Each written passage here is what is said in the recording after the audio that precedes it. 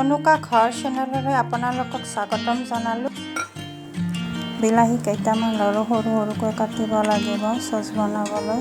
পিঁয়াজ, নহৰু, আদা কাটি লৈছোঁ। কেৰাহীখন বহাই দিলোঁ। কেৰাহীত মিঠাতেল দি পিঁয়াজখিনি বহাই দিছোঁ।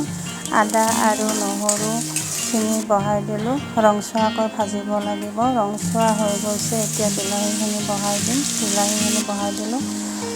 ভালদৰে লাৰি দি কিনে নিমখ, ৰংগুড়া আৰু অকণমান জিৰা দিলোঁ। লৰাই দিব লাগিব আৰু চেনি 1 চামুচ দিলোঁ। চেনি চচত অলপ মিঠা নহ'লে ভাল নালাগে। ঢাকনিখন মাৰি দিছোঁ 1 মিনিটৰ কাৰণে। 1 মিনিট হৈ গৈছে, ঢাকনিখন গুচাই দিলোঁ। চালোঁ আৰু অকণমান সিজিব লাগিব।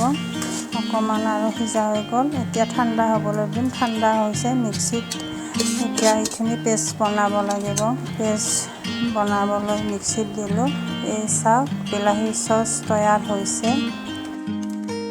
বজাৰত বনোৱা চচৰ দৰে হৈছে। Thank U.